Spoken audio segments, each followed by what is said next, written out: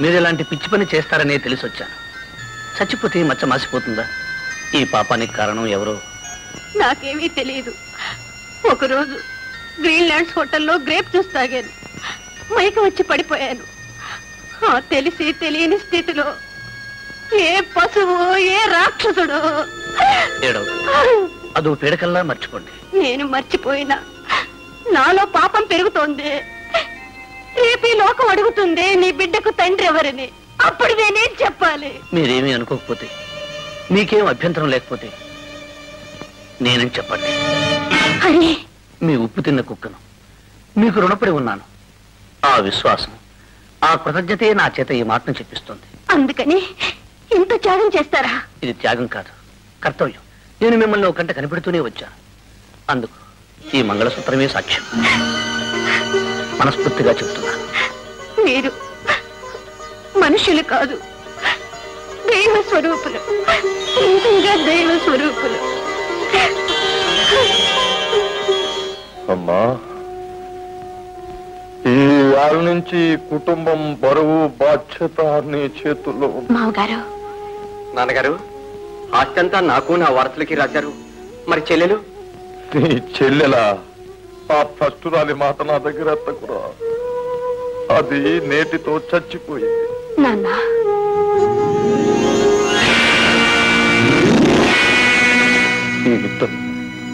ఈతను నాన్నగారు, ఇతను నాన్నగారు, నా భర్త.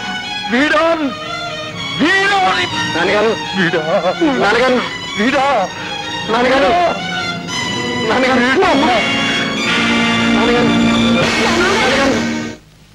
బాబు, తెలుసో తెలియకో అందరం ఏవో తప్పులు చేశాం.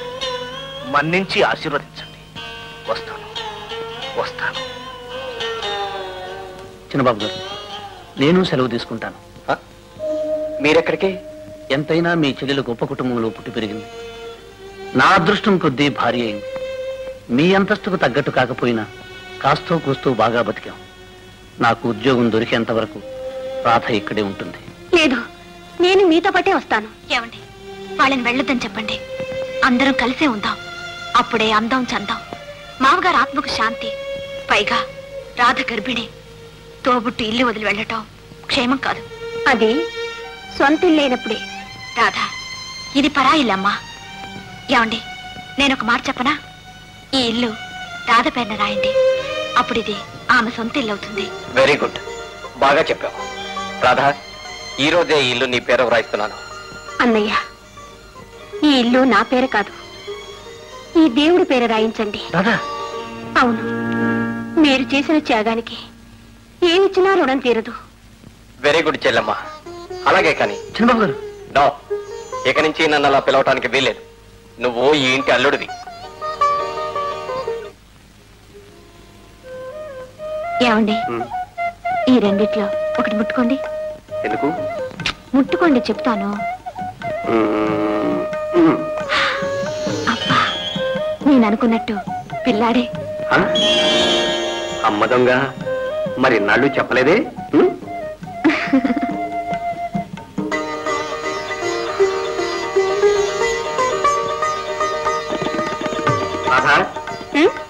ఈ నెక్లెస్ ఎలా ఉందమ్మా? చాలా బాగుందన్నయ్య. ఇది మీ వదిన గారికి మనం ఇవ్వబోతున్న బహుమానం. అన్నగారు ఇంత అకస్మాత్తుగా ఈ బహుమానం ఇవ్వడానికి కారణం ఏమిటో తెలుసుకోవచ్చా? మీ వదిన గారు మనకు తొందరలో ఒక గొప్ప బహుమానాన్ని ఇవ్వబోతున్నారు. ఏమిటది?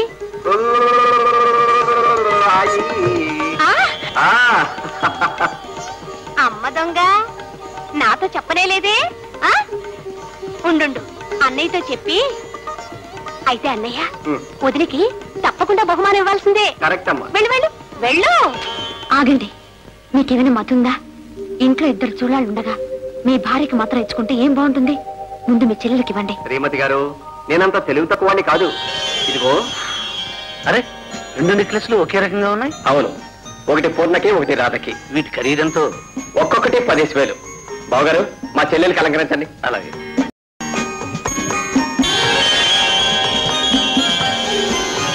బావగారు, రండి, లాయర్ దగ్గరికి వెళ్దాం. అలాగే. వస్తాం. వదినా, తల్లి ప్రేమంటే ఏమిటో నాకిప్పుడే తెలుసు. చినుకులారాలి నదులుగా సాగి వరదలైపోయి కడలిగా పొంగు నీ ప్రేమ